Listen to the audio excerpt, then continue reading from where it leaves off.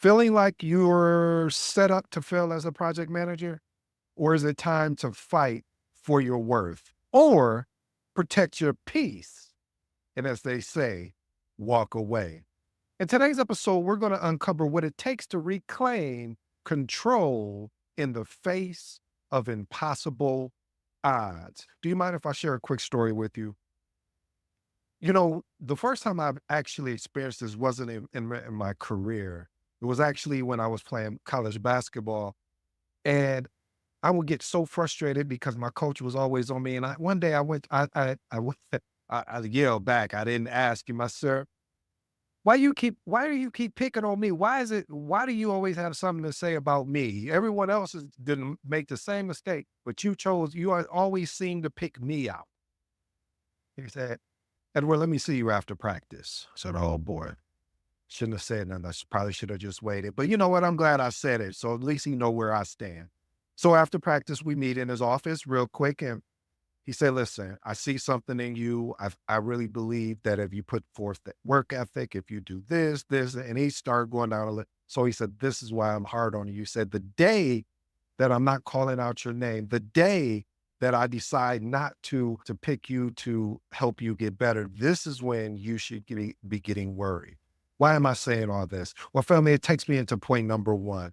Evaluate whether you're being set up to fail or being challenged to grow. Oh, I like that, family. Reason why I like that is because a lot of times in life, we can look at being challenged for growth as being set up for failure. And I know what you're thinking. You're saying, well, I know for a fact this is somebody setting me up to fail. And that's possibly true. And it may be not even possibly, it probably is true.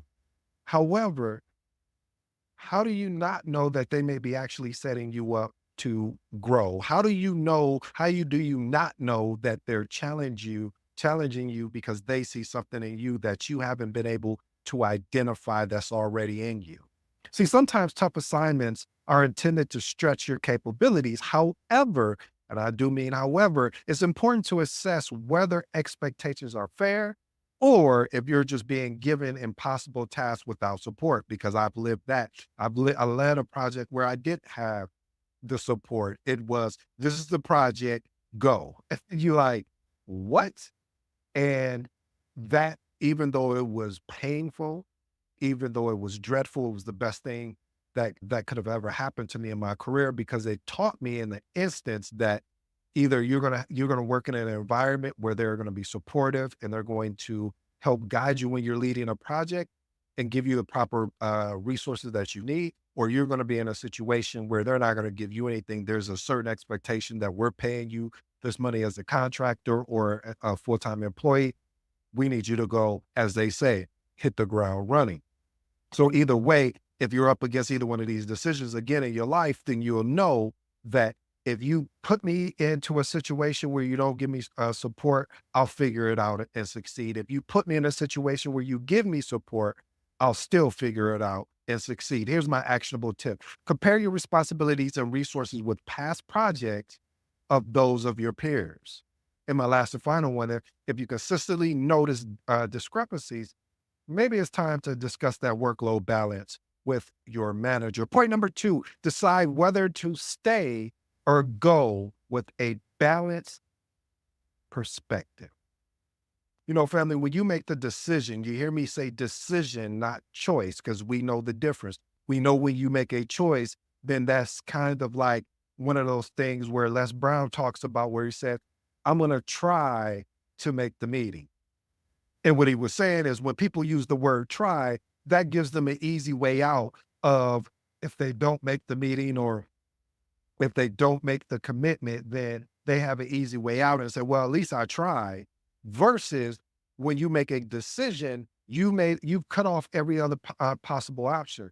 It's either this is going to happen or it's not going to happen. But if it doesn't happen, it's not because you weren't there to make the commitment. So when you make the decision to either stay or make the decision to go, be willing to make that in a and I know it's going to be challenging, to make that as non-emotional as you can. Here's my breakdown. When feeling targeted or unsupported, it's natural to consider moving on right away. Assessing your long-term goals and personal values, though, can provide clarity on the best pathway. My mom taught me this even when I was young, and so I'm going to give this to you. This is one of those, and I didn't even think, I was like, I wonder if this will work in my career. So I started doing it in my career as well. Whenever I think about leaving a organization, or I should say, when I'm making a decision to either stay or go, as simple as this can be, you're gonna be shocked when I share this with you. As simple as this can be, it's so effective. And it's basically listing the pros of cons of staying and listing the pros and cons of actually leaving. This right here, when you look at that list, the rule of thumb is, hey, if let's say you try to make the decision if you're going to stay, if your cons outweigh your pros, well, what you need to do. But if the pros outweigh the cons, then maybe you should consider staying. My last and final actionable tip on this: reevaluate your options based on which path aligns more closely with your professional goals and well being. See, a lot of times people will, or I should say, project managers will want to jump and leave to another organization.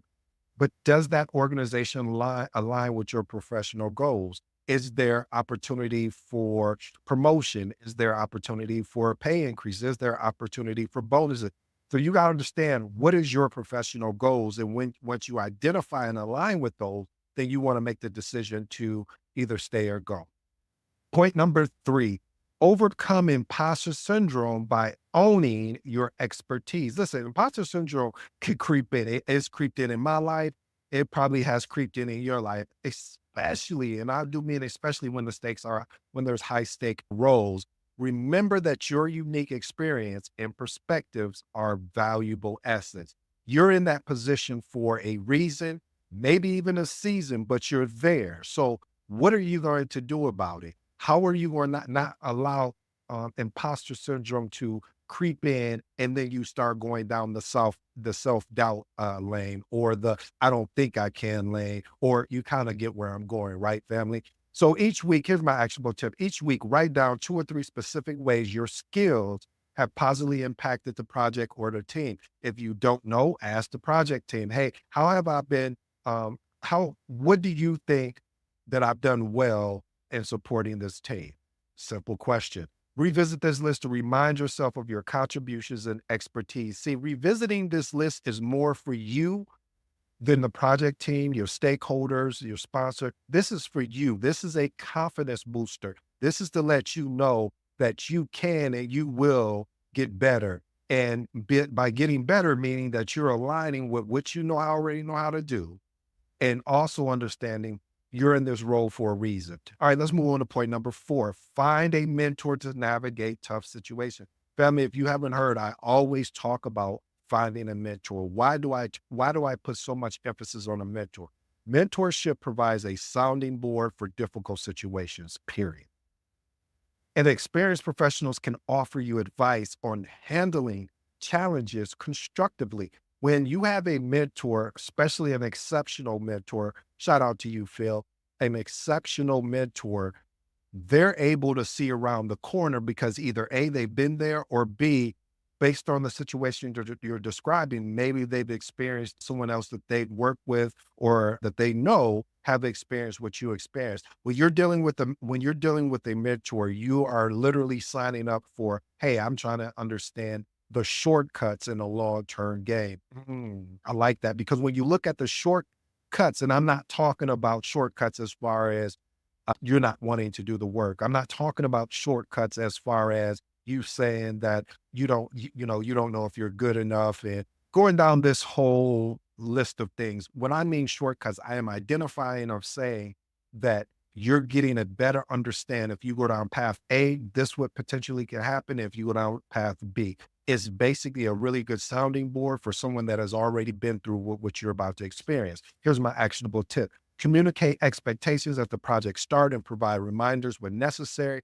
Reach out to trusted mentor or industry colleague and schedule monthly check-ins. Those monthly check-ins are going to be key. I always recommend obtaining an internal as well as an external mentor. Point number 5: Challenge negative self-talk in technical or business conversations. A lot of times when new projects, especially new project managers start, they say, well, I'm not technical or I don't have enough business experience to understand this conversation. Listen, it's common. It's very common.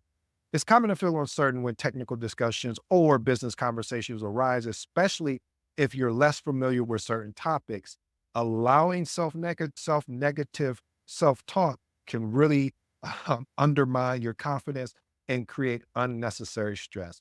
I know you want to know everything. I know you want to understand the beginning to the end.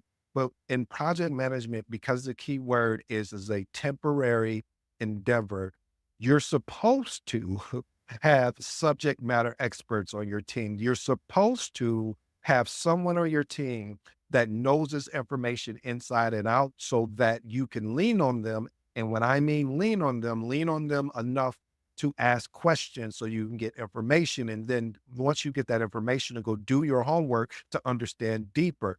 But your overall job is not to be a technical guru or a business guru. It's really to understand the beginning of the project and how do we end this project and meet under those triple constraints. Here's my actionable tip. Prepare to ask clarifying questions confidently. This demonstrates engagement rather than weakness. Again, it demonstrates engagement rather than weakness. A lot of times people don't feel like asking clarifying questions because they feel like it's going to make them look dumb. No, message, that's going to make you look smart. I don't care. I don't know what it shouldn't be considered a dumb question. You're asking clarifying questions, especially if you're the project manager. Replace negative thoughts like, I don't understand this with, you know what, I'm going to learn this. If I got to set up a meeting with the subject matter expert and pick their brain and just ask them questions, you have to identify the right resource within your project team to get the right information that you're going to need. Point number 6, remember that confidence comes from preparation. Even if you're new to a topic, preparation can enhance confidence and give you the information you need to engage meaningfully. Here's my actionable tip. Before technical meetings, spend 15 to 30 minutes reviewing any relevant information or recent discussions that you've had along the way.